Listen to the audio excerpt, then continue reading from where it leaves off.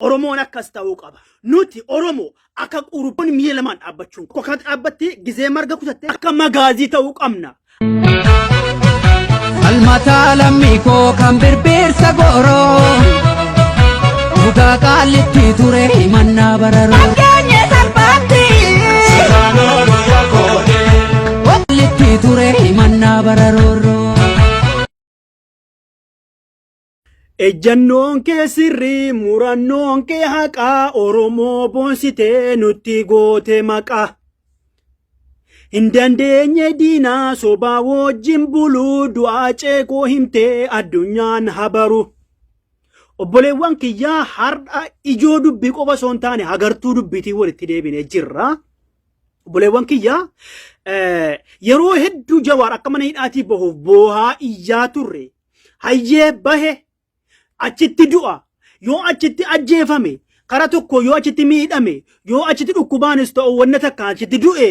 Oromoo yaaddoo keessa gala akka waan Oromoo hundi du'eeti jechuudhaaf yaaddamaa ture. Jawaar bahuudha keessan argitan ammas dirqama Jawaar sooshaal miidiyaa irra bahee ka'e TV irra bahee haa iyyuu haa haasa'u. Akka karaa meeqaan Jawaariin gara meeqaa haasiriin jiru ni beektanii maaf iyyitan Oromoo akka inni gabbayee ammas dhengedda Acaaluun bahee ayyu na Acaaluun bahee toora laayif irratti nama 20 meeqa daawwate gaafa sana Acaaluun achumaa ka'ee dhabama ta'e.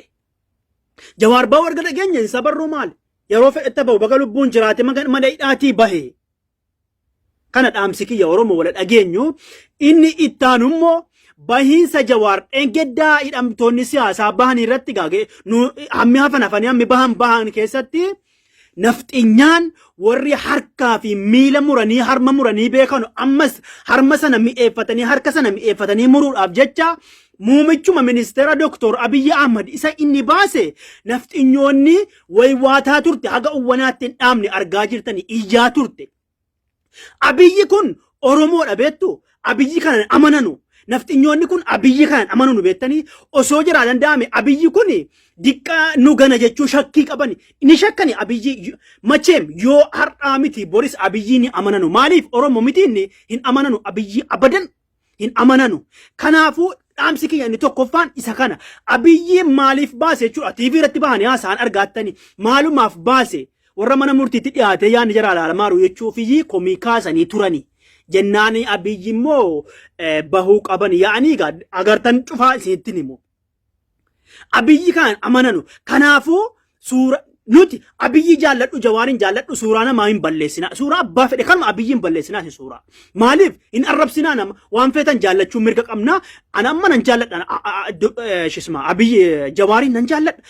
Abiyyi dhaabasaatoo hojjisanuu ta'uu malee namummaa isaanii jaallanna miti kanaafuu jarri amanaan jiran nuti sin amannu jarri amanaan jiran Abiyyiin ni beektu kana inni ittaanummoo Oromoo erga bahanii jedhanii dirqama bahanii sooshaal miidiyaa irratti ijoo hin qabanu. Oromoo Jawaar bahee tarii mana hidhaatii jarri Jawaar kun baanaan bilisoomne laa hin bilisoomne Oromoo. Gammannee dhengedee lafa dhidhiinne wocaa akkuma girrisaanuun jedhan wocaa deemuu hin qabnu. Iyyaa deemuu hin qabnu. Dhengedda ijoon bu'aa hedduu buuftan. Ijoon keessatti warra sooshaal miidiyaas warri biyya keessa jirus iyyaa turani akka waan namni bar aalamni akka jiruun Itoophiyaan dukkaneessanii Oromiyaan dukkanoofte qeerroon agayyaate jechuudha qeerroon dhaadannoo meeqaan fudhattee galte kunis boonsaa ta'u karaa sooshaal miidiyaatiin akka waan namni bira akka waan namni sooshaal miidiyaatti fayyadamaa hin jirreeti warra suuraa Jawaar irra kaate guruppiin barumsaa bakki feetan karaa zoomiin gara kamiinu baay'ee haa ta'u nuti Oromoo akka quruphee ta'uu qabna qurupheen foonsii nama hedduutu jaallata. Bineensi ni adamsa namni ni adamsa kana beettiif akka foonsii mi'aawu beettiif quruphee yoo beettan nuti quruphee nagaa akka afaan Oromiyaa keessa karaa wal xiqqoo wal qoodaa quruphee jenna yookiin bosonuu quruphoo faa jedhu warri karaa lixa baha Oromiyaa kuni quruphoon yookiin qurupheen akka jaallatamtu ni beetti namnis bineensa akka jaallatu beettiif iyyee suuta deemti yeroo deemte dhaabbattu miila lamaan dhaabbattu qurupheen Oromoon miila lamaan dhaabbachuu hin qabu. Miila tokkoon dhaabbatteeti qurupheen waggaa akkas ilaalte gurri tokko akkas darbeeti tokko akka darbee dhaabata wal darbee gurrisi waggaa marga kutattee gajjettee afaan keessa akka laalte akkas laalte harka tokko olfatte akka dhaabbatti qophiidha si waa hundaafu qophiidha harki tokko lafa jira tokko kan dhaabbatti gizee marga kutattee kaate gurra si akkas gootee akka laalte marga sana nyaattee fixxee tokko tarkaanfattee amma isa tokko ol fudhattee amma dhaabbatti quruphooni beettanii warri beettanii angaa warra kiyyaa kun baadiyyaa keessatti guddatanii beettanii warri baadiyyaa ammas marga kutatteetii ammas ol kaatee ilaalaa akkas ilaalaa ammas akkasii nyaattee quuftee bootaa ciisichatti galti. Kanaafu Oromoon gizee deemnus gizee wocinus gizee girrisnus girrisaadha miti nuti sila giree girrisnus miila tokkoon dhaabbachaa miila tokko yoo dhaabbanne tokko ol fudhannee waa hundaafu qophii ta'uu qabna. Miila tokko ol fudhannee gurra keenya tokko yoo bakkee jiraate waa dhagaa jiraate isa mana keessa dhageenya isa bakkee keenya gizee mana keessa teenyu gizee wal ga'ii keessa teenyu xarafa isaa dhaggeeffataa gurra lama bakka tokkotti rab jennee calluma inni intanaa ta'uu qabnu. Isiniif ifa ta'a baay'ee kiyyoo faa fuuldura kaa'amaa washmaxii faa fuuldura kaa'amaa wanni quruphee nyaatu baay'ee jira. Kanaaf qurupheen of eeggatti gizee deemtu namni eeboodhaan adamsu waraanuudhaaf siidaa duukaan fiiganu ni beektanii miti kaan achi asitti fiiga kaan asii as fiiga warra kiyyaa baadiyyaatti guddatan ni beektanii asii eeboo faate duukaa fiiga inni achiis asii achi fiiga maaliif jidduutti qabuudha jedhanii qurupheen kun ni beetti wagga fiigaa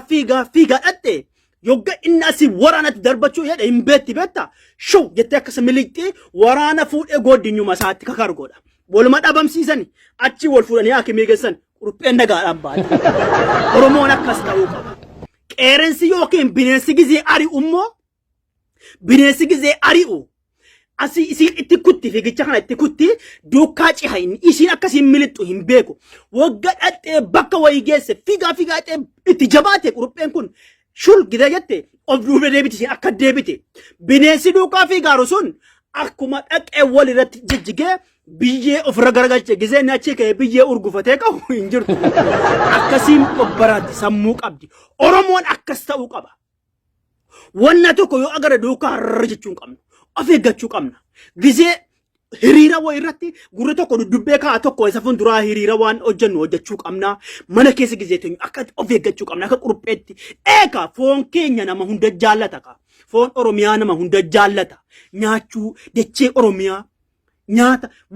wanni hundi Itoophiyaan siris Oromiyaa keessa jiraatti miti dhugaa walitti Oromiyaa keessa jiraatti miti kanaafuu nutis akka namni hundi nu nyaatu beenna miti akka namni nu miidheeffatu beenna miti kiyyoo gizee fuuldura keenya kaa'ame ilaallataa deemuu qabna.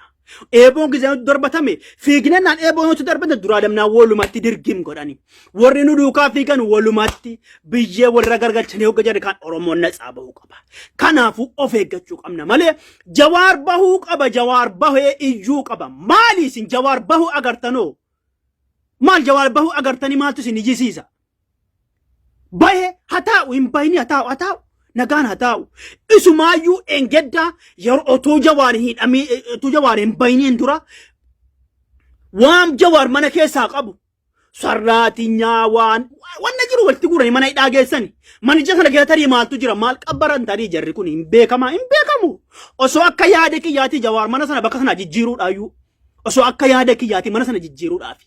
Jawaar kun ammas immoo akkuma engedda hiikan deebisanii hidhuun mala diraamaa jira diraamaa dalagamaara akkuma engedda hiikan deebisanii hidhuun mala akkuma fayyaan jiru duuti jira akkuma quufni jiru beelofni jira yoo jarri hidhanis haa hidhanu Jawaar yoo wareegames fuuldurumatti keenya akka quruphee fiigaa inni akkana miliina walitti Oromoo nuti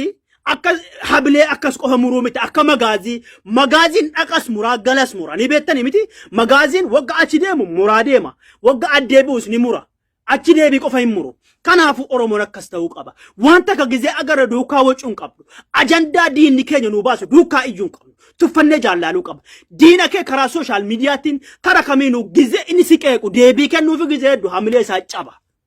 Kanaafuu qeequun qabnu nama arrabsuurraa dhaabbannu Abiyyi kun Oromoodha Abiyyi kun erga inni Jawaar kana hiike waan hiikeef isa beeka hedduun isaanii itti duulaa turan Abiyyuma kana shakkaaran aangoorraa kaasuu fedhanii kana Oromoon quruphee ta'uu qabaa nagaan. Almataa lammii koo kan birbirsa gooroo dhugaa qaalitti ture himannaa bararooroo dhiigaddu dhangala'ee lafee akka caccabe ijji dhiiga roobee lubbuu tugumaa dhabe.